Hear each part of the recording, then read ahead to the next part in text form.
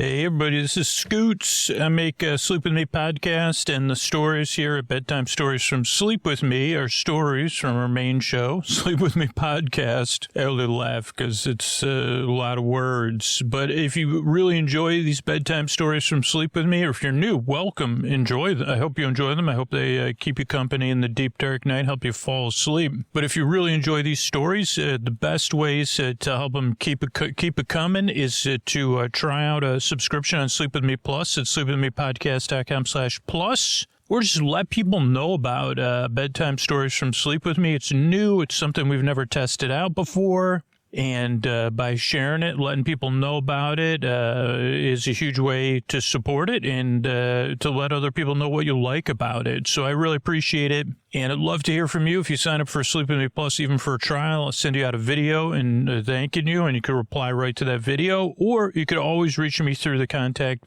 page on our website. Those messages come straight to me. Thanks so much, and enjoy these bedtime stories from Sleep With Me.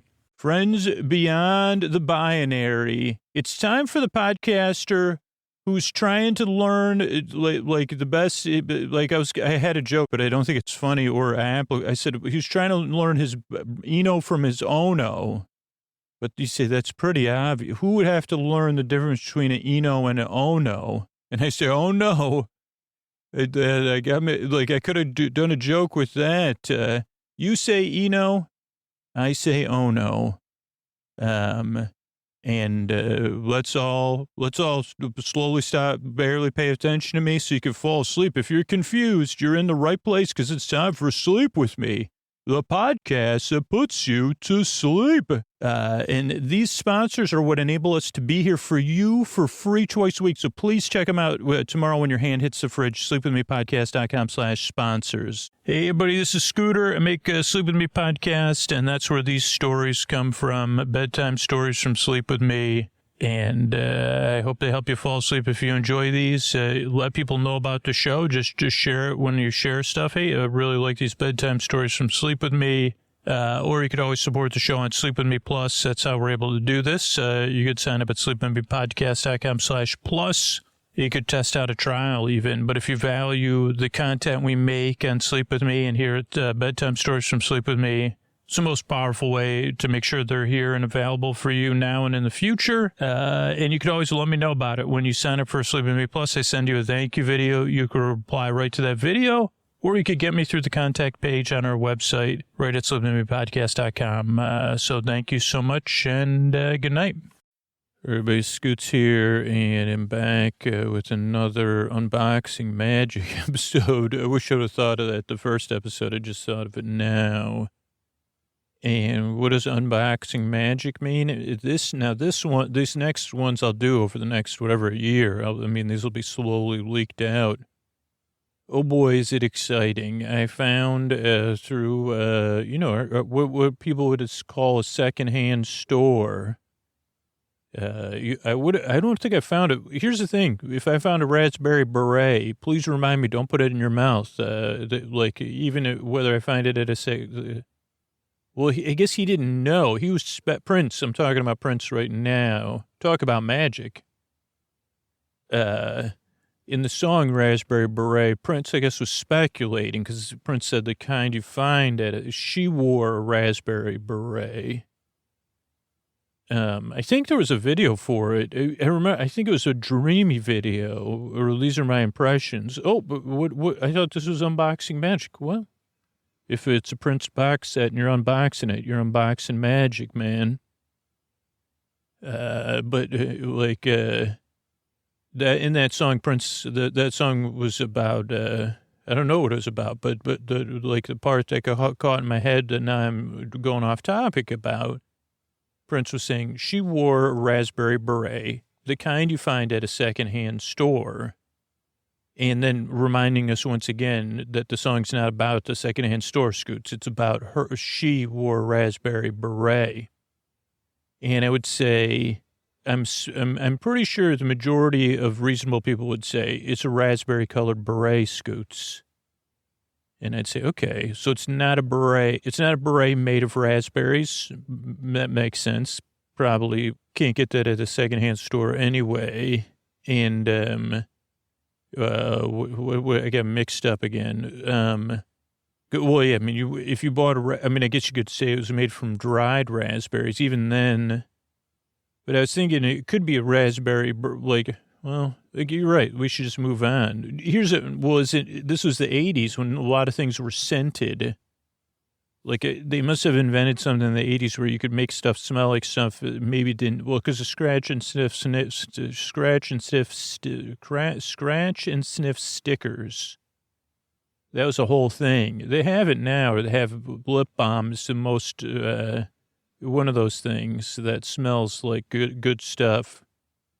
But I don't think it was, because you wouldn't want to wear a scratch and sniff beret. Though it wouldn't be bad if, here's an idea. Let's invent beret makers and scent makers of the world. I mean, talk about magic is a raspberry beret. When you're working up like that has some sort of warming. When you get warm, it smells like raspberries. And it's also could be colored raspberry. And you can say, well, she wore a chocolate beret, something that's easy for a stutterer to say. And, you could smell the chocolate as she walked away. That's my song. That would be a downbeat song. Okay. So we're talking magic though here. And I've found, I had a quest. I quit the quest because, sometimes I take on these quests and I don't know when to say when. That's one of the main stories of my life, how I got sober. Actually, it was bigger than that, but even I have to remind myself that I don't know when to stay when. Don't know when to say when or stay when. Stay when, that could be a character's name. But John Staywin. Any relation to John Stamos? No, because it just has stay in the last name. Stacy Staywin, at large, counselor at large. Vote for Stacy Staywin, counselor at large. Not sure what that means, but I've always wanted to say it on a podcast. So I haven't quit the quest. I've temporarily placed it on hold due to having too much stuff and not setting a budget. I don't think I exceeded my budget because I definitely this was one of those times I got way, way, way more than I paid for. Well, probably too many ways. Definitely way more than I paid for it. The value and the cost were perfectly aligned. So the quest was, once I thought, this is the connection I made, that magic kits of my youth I would find at garage sales. And I said to myself, I wonder if any secondhand stores have magic stuff. And I mean, that's a whole nother level of magic of used things. But it turns out they do. And it turns out I was able to acquire, like in the first episode, we did a magic kit or a magic set.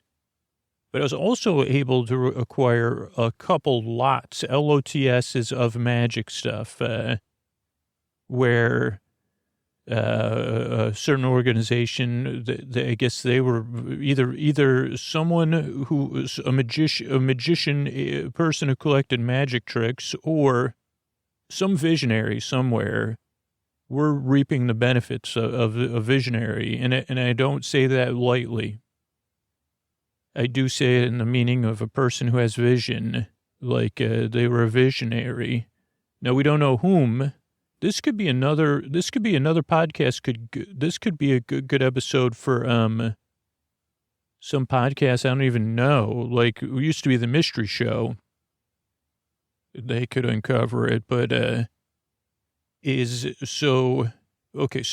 from a certain used donation where you donate used goods, they had a LOT, like a collection, an undisclosed number of magic tricks you could buy in a bag. And I purchased two of them. They had two. I purchased both. And so I'm saying there's a visionary because either someone who had a home full of magic tricks, very well-maintained magic tricks, by the way, and most of them seemingly purchased at independent magic shops or on the internet from independent magicians. So no not a lot of big magic here. We got a lot of indie magic, man. And believe me, I'm saying none of this with snark or irony or snark.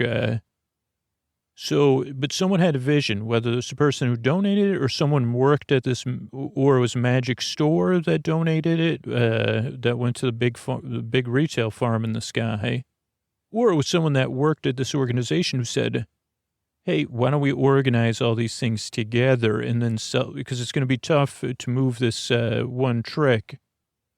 So when I'm saying complimentary to the visionary, I don't know whose vision I'm complimenting, but I'm saying we're the beneficiaries of that visionary. And I think that's clear now that I've stated it. So what we're going to do here is I'm going to reach into a box, fill, and you won't hear any of this because it'll be edited out of the show. That's a little magic of editing. I'm going to pull out a magic trick. I'm going to look at it. We're going to talk about it. Maybe I'll go on tangents. Who knows where it leads us? This is the kind of stuff. This is when I really love making the podcast. I don't know if you hear it in my voice. Like we get to go down a meandering. I went down one meandering road. Now we get to go down the road together. And I perused them because I took them out of the bag and I put them in a smaller box so they'd be organized, but I didn't really look at them or anything like that. So this is going to be exciting stuff. Also, don't ask me to perform magic because I won't be good at it. I'm trying to convince my daughter to do it and get into it. And what was my other thing? I don't know. So let's do it, and then we'll just see how it goes. Maybe I'll talk about some other magical experiences I've had. Okay, the first one is a wallet. And actually, I think, okay, well, so this one, oh boy. Now, it doesn't have any instructions, doesn't have any wrapping. It is what you may classify as a trifold wallet. I think this is maybe more of a, what do they call it? It's not a gimmick, a gag versus a magic trick, but maybe not. So this one looks like it probably shouldn't be in my hands. It has, so it's some sort of pleather, and inside it looks like if you were going to do some sort of trick where, like this kind of thing, you definitely need the instructions for, or you got to do it outside. But you may have seen it before where a magician opens a wallet and, it's like a gas stove, or like a lighter. And actually, when I open the wallet, it looks like there's some sort of, I don't know. I don't understand it. So I'm going to put it away. Okay. Now this one is in a bag, and there's multiple pieces of paper, and these are money tricks, but with what seemingly looks like real currency. And this is definitely the kind of thing you either bought or a friend gave someone. They're all printed on paper that was printed out from a printer or a Xerox copy machine. So this is as indie as magic gets. This one is the floating dollar bill, the first trick. You make a table from a playing card and then place a dollar bill on it. And then you make the dollar bill float. Magic. Then you place everything back in your pocket and you take a bow. And inside, again, I don't reveal tricks, but it looks like there's the card to make the table, and you provide your own bill. So it's a card, like a cut playing card that you would make into a table that you would hold in your hand, in the palm of your hand, just like the hymn says, or the church song says. I'm going to hold a playing card in the palm of my hand and make something float. Okay, next trick is a torn and restored bill. Now, no offense to the the magic we had before, the other magic set, and maybe I'll do these out of order. Maybe this is the first one. This looks like it's reusing now. That's why another reason I won't say the name of the company, because it looks like they're really using real currency. And that's going to be, make it more magical, especially with kids, if it's a fake dollar. So let's see the effect so we don't have to do it. A dollar bill is taken from the magician's wallet, shown to the audience, torn in half, and then into 4 quarters, and then displayed as a fan, folded into a packet, and then opened and completely restored. And holy cow, there's no trick in there. It must be just instructions on how to do it, maybe. But here's like a thank you card from this company. They're selling them on different internet places. For this one, you did not receive a real dollar bill, but this is, we're sorry, but this is an error. We couldn't afford to keep real dollar bills for this trick. So you will have to prepare a bill for the card or for the trick. Like, understandable, because they don't want to lose all their profit giving away dollar bills to be torn up. Okay, this next one is a pencil through the bill. This one, the magician shows him a bill, folds a piece of paper around the bill. A pencil is pushed through the paper and the bill. All the way through removed. The paper and the bill are opened. There's a hole in the paper, but no mark on the bill itself. And it comes like, well, oh no, it doesn't come. There's another note that says, thanks a lot. We didn't include a bill because, but we'll tell you how to do it. Again, understandable. This one is the self-folding bill. One of the best tricks in magic. Normal bill is placed in the hand. Magician's command, the bill slowly and mysteriously begins to fold itself. Holy cow. It is seen to fold first in half, then into fourths, then into eighths. This sounds amazing. It does sound one of the best effects. And then is handed out for inspection. And there is a bill in there. And it does say, again, in the preparation, this is one of the best effects possible. So that should be cool. The next one is bill transposition. Incredible bill routine. This has a long effect. 2 bills shown, one $5, one $1. Magician closes their hand around both bills.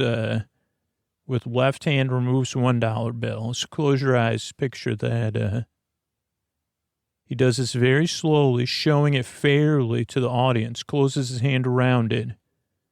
Magician questions the audience as to which bill was in which hand.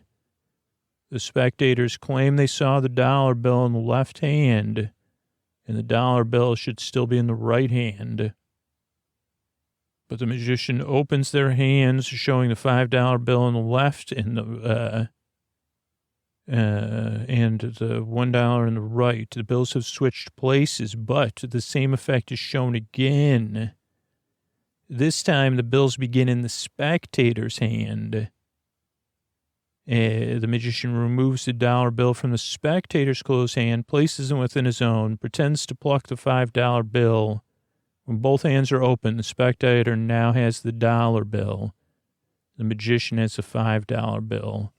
All this happens in the spectator's hand, triple exclamation point. And the spectator can even inspect the $1 bill. And I don't know how the trick is done, but it looks like there's a bill in the kit. Okay, then this one, I think it's missing a page. Oh, yeah, here we go. Someone was at, this must have been the only trick that somebody was looking at how to do it. Bill through bill. 2 bills are shown. One is folded with the other. Slowly and mysteriously, the one bill begins to pass through the other sides of the bill and are shown to the spectators. And it comes with the bill. So that's interesting. So there's some money magic. Oh, speaking of money magic, here's another. This is a bag. And it, I don't know if there's any instructions in here. So, well, let's lean into it, right? It says floating quarter, wavy from Coin Magic. And I don't see any instructions. So this is the kind of thing I'm going to have to look up in the internet. But then in a little bag is well, let me open up the bag. So in the bag is more coins. So I don't know if you can do more magic or not. It has 2 pennies and like 3 quarters in different arrays of some of the quarters are whole and some are not whole. And I would assume the whole quarter is the floating quarter. It's from 1979. Oh, yeah, you want to know? You ought to know by now, am I right? It has something on there, though. Huh. I don't know if this is one of those ones where the magician can break the coin. Who knows? I was trying to figure out what mint it's from. I don't see it, so it may not be actual, real... Interesting. This is some sort of magical gimmick quarter, but I don't know how to operate it. So, oh boy, I see something. I wish I was a magician. Huh. So this is definitely some sort of magic quarter. So that one, we don't know the tricks, but it seems like you could make a quarter float in water, maybe put quarters together, take them apart. I don't know. Okay, this is another unlabeled bag with a red handkerchief inside. And I know this is the kind of thing that's like, oh man, if these handkerchiefs could talk, would I want to know what they have to say? But I don't know. This is just it's 100% silk red handkerchief. So this is the kind of thing only a magician would know what to do. I mean, I do know, well, I can't do it. It's I don't know. So, I mean, it's a magician's handkerchief that a magician could use to perform magic. It's red, it's silky, and I mean, I do know I couldn't successfully do it, which shows that I don't have that kind of, but I do know like some magicians, can make handkerchiefs really small and then make them appear and stuff like that. So that's cool. So we'll talk right now. So we'll just use a little tangent interlude here. There was one of my favorite magic shows that I saw was when I was volunteering at the Anthony Quinn Public Library in East Los Angeles. So shout out to Anthony Quinn Public Libraries in East LA. And some people wrote summer reading programs everywhere. So I was volunteering, helping out at the summer reading program there after summer school. Back when I was a teacher, well, in the summer you weren't a PE teacher, so I was just a teacher's aide. And so I volunteered at this thing, and sometimes they had programming, right? I got to do bingo, and you say, Scooch, what's your bingo like? I say, well, Saul Goodman did it the same way I do it. So if you've seen Better Call Saul, you've seen how I do my bingo. Exact same style.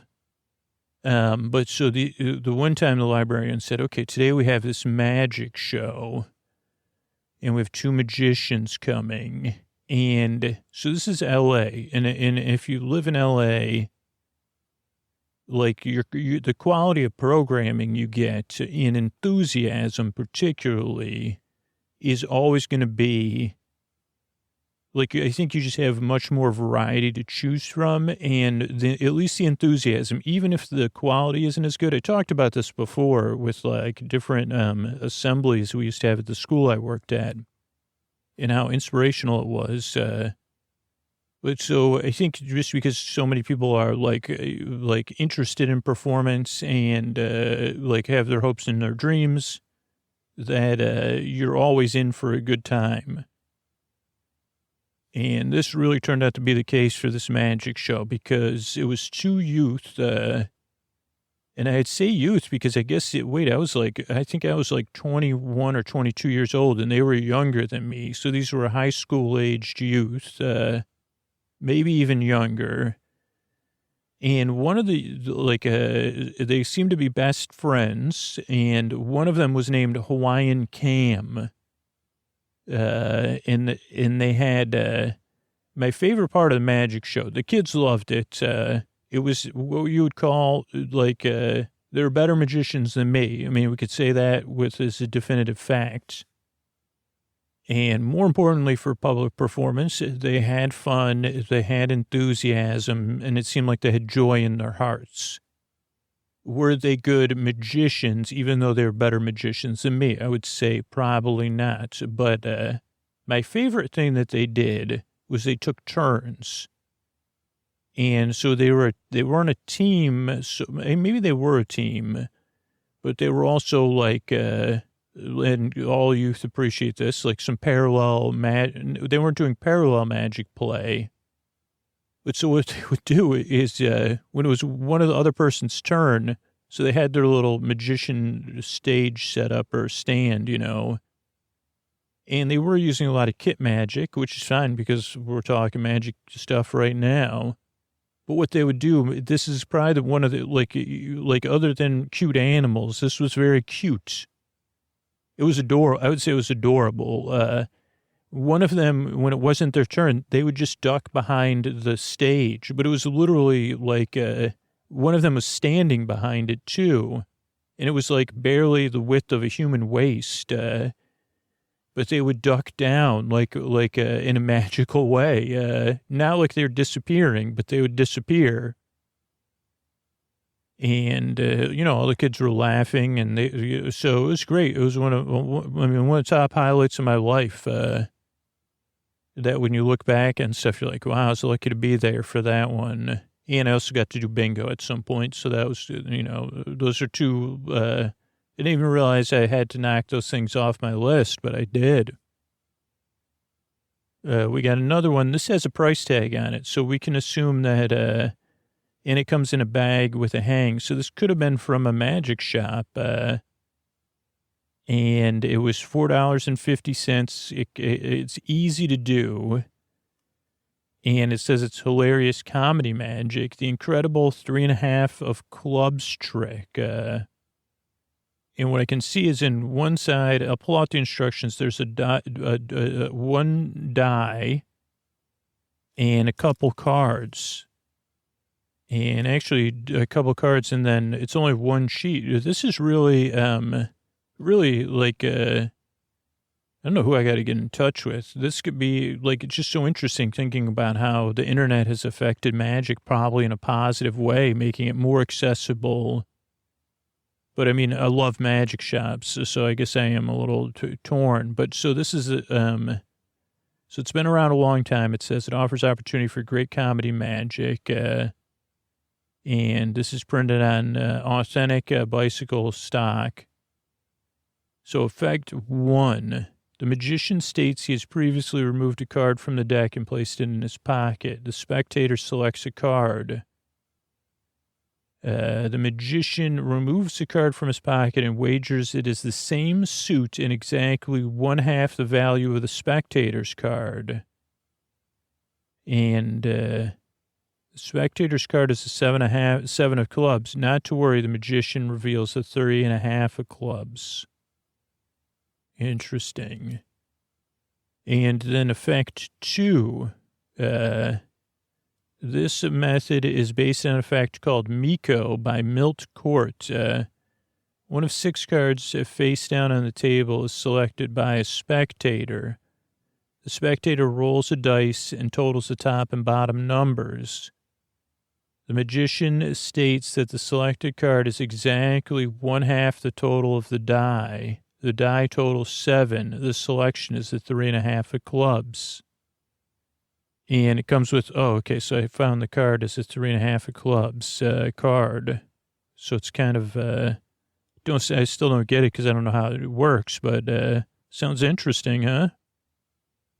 Okay, this one is heavy, and it's in 2 bags. And from what I can see, I see some string and I see some cards, but that's all I see right now.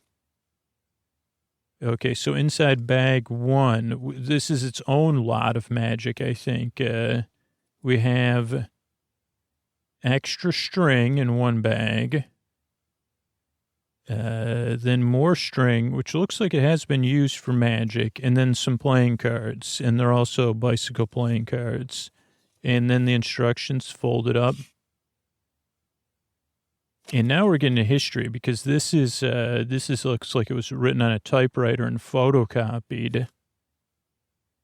So, but there is a picture of cards. So this is Nick's lie detector card trick. And this is definitely stuff that I don't know. I think they explain it because you have to set it up in a certain order. Values run each value. So this is more advanced routine. Explain that the deck of cards will act as a lie detector. Spread the cards down and have someone touch the back of any card, a free choice. The touch card is laid face down. Have the spectator look at the card. As they do, cut the deck to the point the card was removed. Complete the cut. And that sets the deck. Explain that you'll ask the spectator about some questions about the card, and he can either lie or tell the truth in each case. Whether he lies or tells the truth, you will spell the answer he gives. So then you ask questions and figure out if they're lying or telling the truth somehow. And so I don't know. So this seems more advanced, and it doesn't have any string in it. So this is really a 2-for-1. And I don't know what these cards are either, because it doesn't have a whole deck of cards here. So let's take these cards out of the wrapper. And, interesting. I don't know. These cards aren't even the same. So who knows what's couple 1, 2, 3, 4 jokers, an ace, and another card. So, I mean, there is a level of intimacy to this. I guess there is an intimacy just because we don't know whose privacy we're like, but yeah, I mean, so this is a bag with bags in it, and not all the instructions. And really, this is, I mean, I'm so grateful to be able to make this podcast and be doing this stuff. Okay, we got another one here. Oh boy. So I'm looking at the bag. There's a dime, a penny, and like a Bic pen in there. Okay, now I'm turning it over, and it's 5-minute magic. Learn to do magic in 5 minutes. Electronic rating pen. Rate your friends on a scale of 1 to 10. 3 routines. But there's also a penny and a dime that don't seem to be related to the pen. And we'll just look at the routines. They said, no, patter. This is an electronic rating pen. There's a chip in here that rates people on 1 to 10. Hold out your hand, place a penny and a dime. And then say, okay, that's a rating. Wow, and then you use it to rate them. Interesting. Okay, well. So, yeah, I don't know what that one, maybe it's like for bar. This one is a cap in a bottle, empty bottle of beer, regular cap, then put the cap inside the bottle. Everyone can see it inside. Then take the cap out and give it for examination. After that, put the cap back inside and then give the bottle to a spectator with the cap inside. No one can get it out. Then the magician can take the cap from the bottle again and take the cap back, or take the bottle and take the cap back out. Then put the cap back inside and if he wish, he can give the bottle with the cap inside as a present. Great gimmick, great gift, or great idea. So I have no idea how that works. I mean, this one's really intriguing. And let's see, this has a credit for somebody, the 2 great magicians, Bloom from Sphinx Magazine and Michael W. In his book, Lifesavers, Great Effect, which was my inspiration, the creator of this one. And I mean, it sounds like magic to me. I may try to do this one with root beer or something, or what do you call it? Ginger ale. Okay, so this one again, oh boy, holy moly. We have somebody's. Now, this is hard because this is where we're finding this. This is a Conjuration Society thing.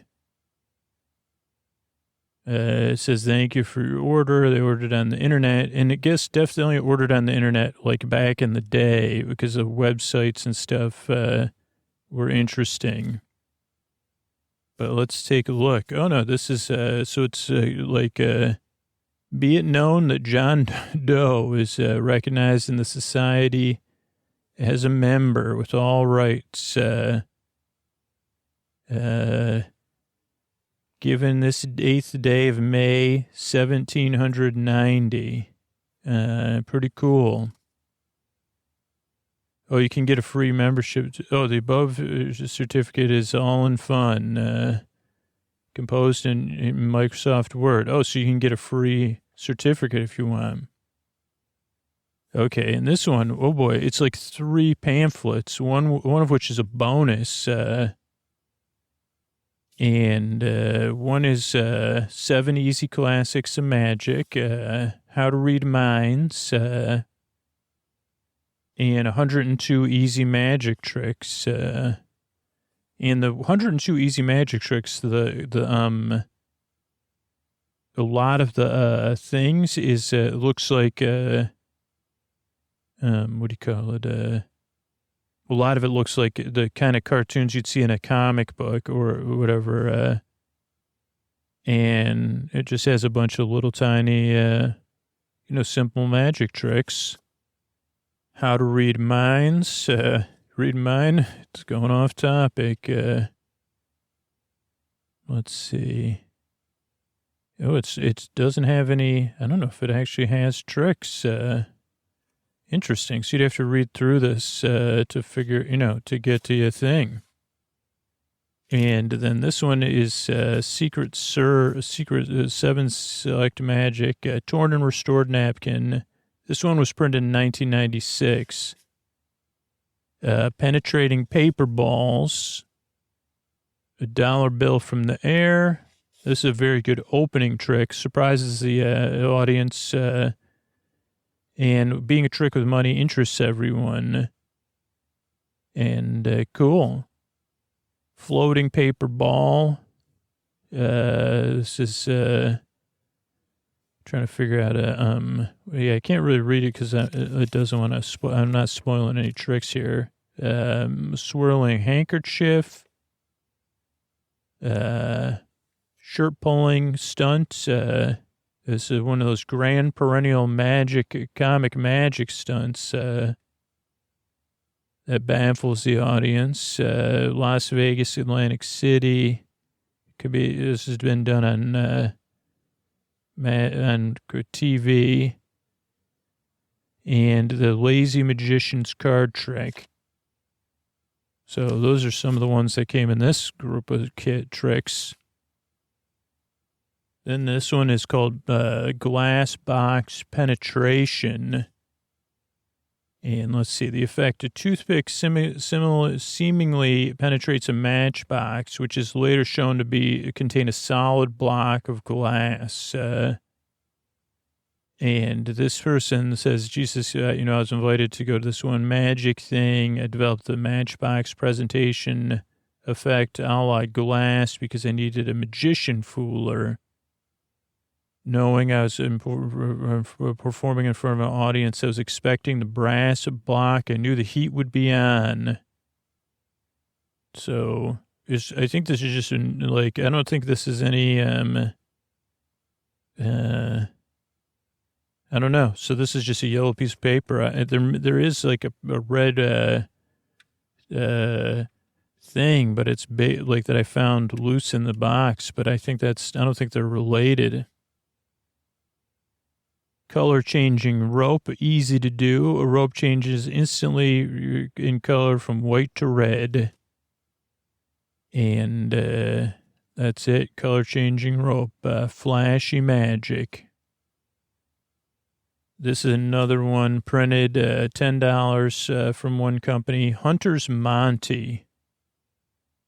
The street swindle becomes a visually stunning routine. Only a couple moves, which are easily taught, are required to perform this. And it comes with bonus tips, too. It comes from the routine of Rudy, who used this routine in front of thousands of lay people.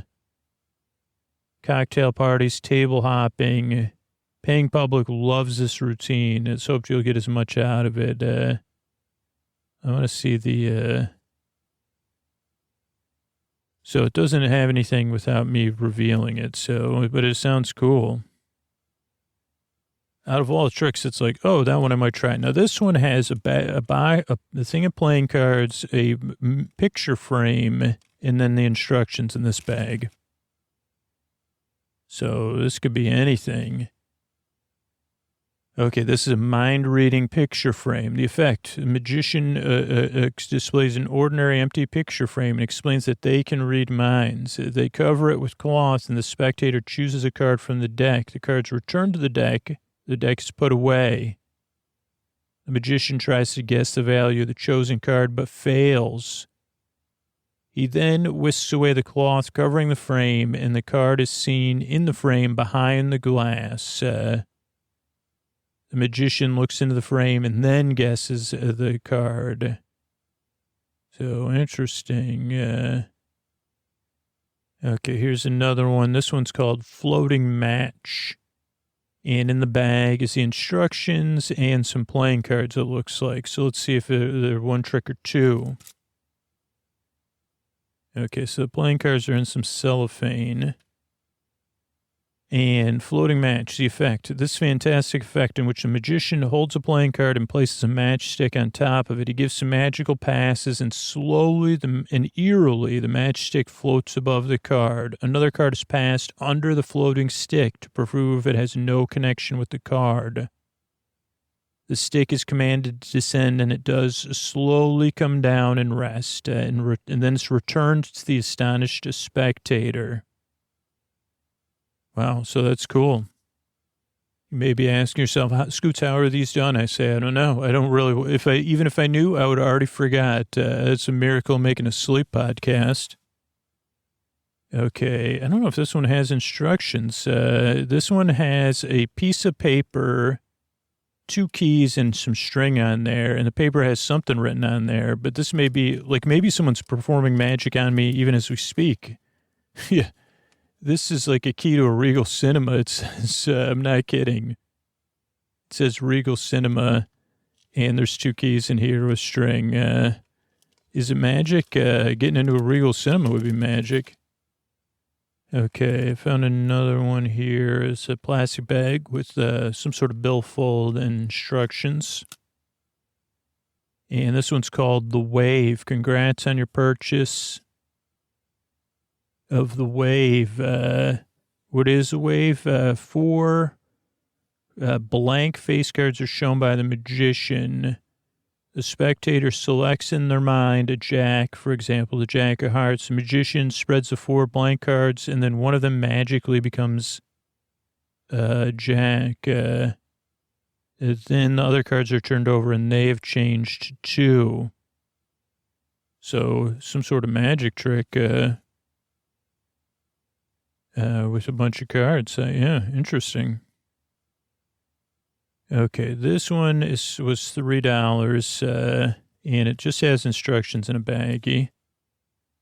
Oh, no, it doesn't. It has a piece of cellophane in there, which may be part of it. And this is an old one because it's typewritten. See-through glass board.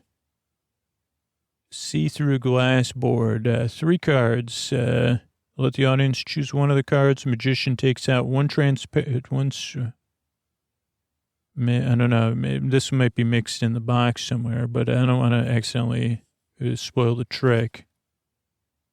But yeah, somehow magic happens with see-through cards. Oh, this one has a magic bag. This is a black silk bag. In it is an unopened box of cards. A magical like a gimmick finger thing, like you say, well, this is a magician's finger. I don't know if it'll make me more magic. 2 coins that say a magic on them, but they're not real coin. I mean, there's some sort of magic coins. Some rope. So I think this is one of the tricks I could actually do. I mean, I don't know necessarily. This is like one of those ones where like you're probably showing like there's 3 different lengths of rope. You know, the magicians do that. And then somehow they make them all the same or whatever. I don't know how they do it, but this has 3 different lengths of rope, medium, short, and long. And then the cards, I have no idea if they're real cards or magic cards because they're still in the wrapper. Okay, we're getting down to it. There's magic card tricks from Bicycle Playing Cards, a list of magic tricks in there. Impossible Matrix, one of the baffling coin matrix routines ever. The effect, 3 coins mysteriously, one at a time, go between 2 playing cards. It looks impossible because you show your hands empty before and after each coin travels. That's Impossible Matrix. And I don't know if these are the cards that go with it, but there's like these cards with circles on them. I'm not sure if these are the Impossible Matrix cards or not. They're like playing cards with blue or yellow circles. Then there's a paper bag with 2 holes punched in it, and it says Impress. I don't know if it's magic or not. Then there's a rubber band and another instructions. Deluxe card catcher. No more long, tedious hours to practice catching cards from the air. With this device, you catch cards the first time. I don't see the metal holder, though, but this is some sort of card catcher you could hold on to or something. Oh, I think I found it. Yeah, it's like some sort of thing you would slip on your finger. I don't know how it would catch the cards, so I guess I'll have to read the instructions. Then there's a square board with a grid on it. I'm not sure if that's for a magic trick or not. Another wallet, and I'm not sure if this is a magic. This actually looks like a real wallet. There's nothing in here. It has a bunch of like papers like that used to come in the wallet. Yeah, I don't know if it's genuine. Yeah, this is like, I think this is just a normal everyday wallet. It could be magic, but I'm not smart enough to know. And it looks like we have a few more tricks. Rising matchbox, and that's very heavy. And another magician's handkerchief. Then in another bag, we don't have any instructions. Let me see.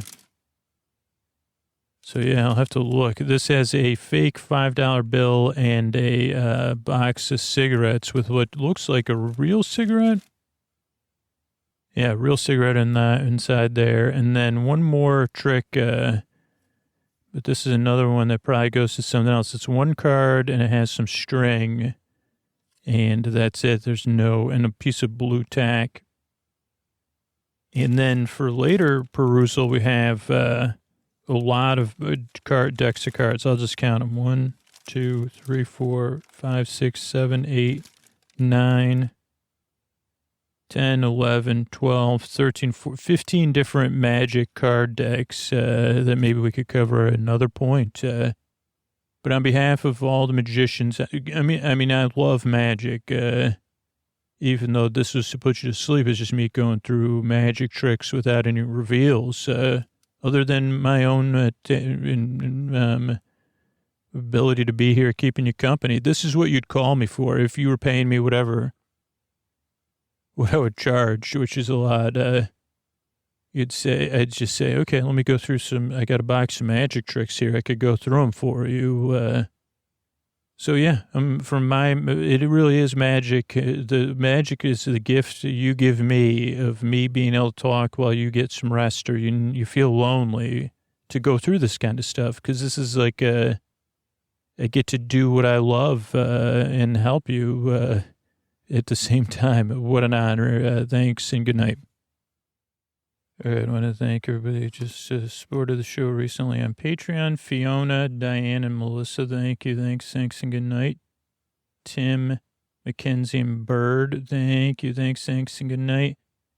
Kelly, James, and Emma, thank you. Thanks, and good night. Joey, Cheyenne, and Cynthia, thank you. Thanks, and good night. Aaron, Leanne, and Mackenzie, thank you. Thanks, and good night. Linda, Lauren, and Kyle, thanks, and good night. Michelle, Chelsea, and Fred, thank you. Thanks, and good night. Billy, Boabdil, and Brooke, thank you. Thanks, and good night. Kat, Brandy, and JB, thank you. Thanks, and good night. Andy, Tim, and Jennifer, thank you. Thanks, and good night. Andrew, Crystal, and Claire, thank you. Thanks, and good night. Pam, Jim, and Emily, thank you. Thanks, and good night. Jenna, Robert, and LR, thank you. Thanks, and good night. Giraffe, Lindsay, and Sarah, thank you. Thanks, and good night. Allie, Aster, and Frey, thank you. Thanks, and good night. Jennifer, Siobhan, and Rebecca, thank you. Thanks, and good night. Liz, Laura, and Snuffy, thank you. Thanks, and good night. Justin, Amanda, and Sean, thank you. Thanks, and good night. Tina, Maverick, thanks, and good night. And Eric and Kelsey, thank you. Thanks, and good night.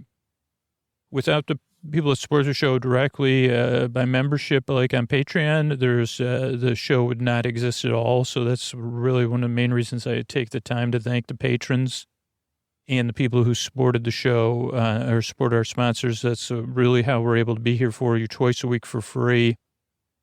About 2% of regular listeners support the show or support the sponsors. So it's really powerful, and I'm really thankful I get to do this for you for free on any podcast app. So thank you so much, those of you whose names I just said, or whose names I've said in the past, or even if you feel like you've done something for the show and I haven't thanked you, thank you so much. I mean it from the bottom of my heart, and I'm sorry I missed you somehow. Or maybe I thanked you and we missed each other. But if you've done anything for the show, even supported it for free by spreading the word, signed up for our mailing newsletter to help the homeless at sleepwithmepodcast.com/rebel news, however it is, thank you so much, because this show would not exist without those of you that are super active, and you're supporting all those people that maybe aren't in a position to be active or are resting or whatever it is. Thank you so much. That's why I do the thank yous every single episode. This is a us show. It doesn't exist without us. So thank you so much. And we stay together, and that's what makes the show work, is the relatability in the deep dark night. So thank you so much. And here's a Tuck You In sponsor that's enabled us to, the sponsors have enabled us to grow from like 200 episodes now over 450 episodes in the free feed. Thanks.